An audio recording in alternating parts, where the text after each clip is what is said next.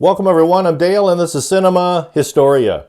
An insurance salesman, a provocative housewife, and a life insurance double payout. This week we're going back to 1944 for a crime thriller film noir called Double Indemnity, starring Fred MacMurray, Barbara Stanwyck, and Edward G. Robinson. And this is directed by Billy Wilder. So where does our story begin this week? Well, our story begins with insurance salesman Walter Neff, played by Fred MacMurray, who works for the Pacific All Risk Insurance Company of Los Angeles. Walter's been trying to get a hold of a Mr. Dietrichson for the past 2 weeks, as his insurance policy on the LaSalle and Plymouth automobiles ran out on the 15th of the month. Walter decides to make a house call where he meets Mr. Dietrichson's second wife, Phyllis Dietrichson, played by Barbara Stanwyck, stating that her husband is not home. Walter flirts with Phyllis until she asks about getting an accident insurance policy for her husband's life without his knowledge.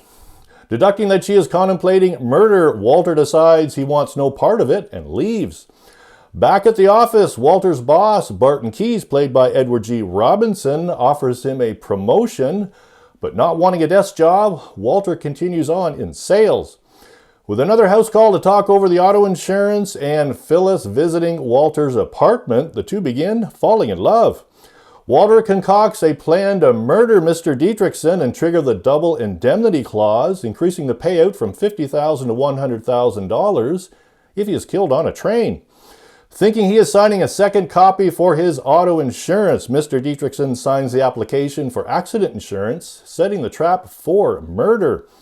Mr. Dietrichson's next business trip gets delayed, however, when he accidentally breaks his foot at work and is now on crutches. Meeting secretly at a local grocery store, Walter tells Phyllis her husband's business trip cannot be delayed and it has to be on a train. Not wanting to waste time, Phyllis convinces her husband it would be easier to take the train and ride in comfort. That evening, Walter hides in the back seat of Dietrichson's car while Phyllis drives her husband to the train station. So, is it Mr. Dietrichson who boards the train? Does someone pose as Mr. Dietrichson and get noticed by one of the train's passengers? Or does the cunning boss, Barton Keyes, activate the double indemnity clause of a new accident insurance policy? Released on July 3rd, 1944, this film is widely regarded as a classic and is often cited as having set the standard for film noir. With a 95% rating from the film critic Rotten Tomatoes, this film received 9 nominations, 7 Oscar nominations, and 2 wins.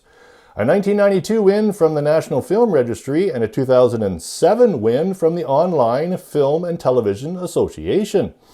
Gossip columnist and radio host Luella Parsons said, "Double Indemnity is the finest picture of its kind ever made." And Alfred Hitchcock wrote to Wilder saying, "Since Double Indemnity, the two most important words in motion pictures are Billy and Wilder." And that's a big compliment coming from the master himself. And yes, if you like a Hitchcock movie, you will love this one. And the trivia question this week is our film story based on a novella of the same name? Is our film story based on a novella of the same name? So a little more history and the answer to our trivia question coming up next.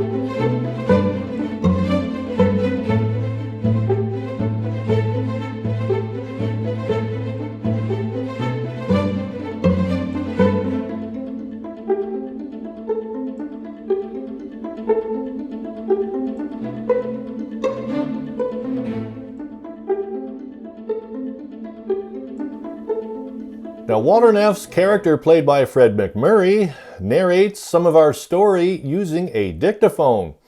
What is a dictaphone? Well, that's the subject of this week's history. So, dictaphone, a trademark of the company of the same name, is a dictating machine or sound recording device most commonly used to record speech for playback or to be typed into print. Thomas A. Edison had invented the phonograph in 1877, but recording with his tinfoil phonograph was too difficult to be practical as the tinfoil tore easily.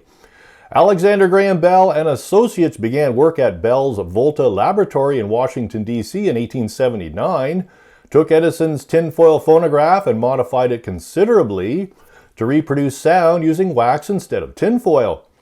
In 1881, Volta Associates made more improvements, including the graphophone, which used a cutting stylus, creating lateral grooves into wax-coated cardboard cylinders. The Volta Graphophone Company would later merge with the American Graphophone Company, founding the new Columbia Phonograph Company in 1889, and this company known now as Columbia Records. The name dictaphone was trademarked in 1907 by the Columbia Graphophone Company and its founder, Edward D. Easton, which soon became the leading manufacturer of such devices that use wax cylinders. In 1947, having relied on wax cylinder voice recording to the end of World War II, Dictaphone introduced its Dictabelt technology, which cut a mechanical groove into a Lexan plastic belt instead of into a wax cylinder. The advantage of the Lexan belt was that recordings were permanent and admissible in court. Eventually, IBM introduced a dictating machine using an erasable belt made of magnetic tape, which enabled the user to correct dictation errors.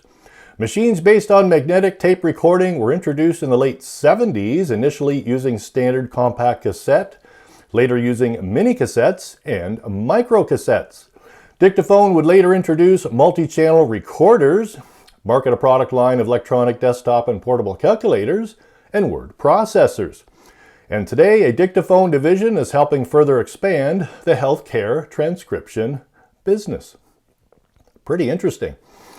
And Walter Neff's character would have been using actually a wax cylinder voice recording unit from Dictaphone. I can't tell you why he's narrating that way, but I can give you the answer to the trivia question. Is our film story based on a novella of the same name? Yes, the film was based on American novelist James M. Cain's novella or short story of the same name, which ran as an 8-part serial in Liberty magazine beginning in February 1936, and then becoming a crime novel in 1943.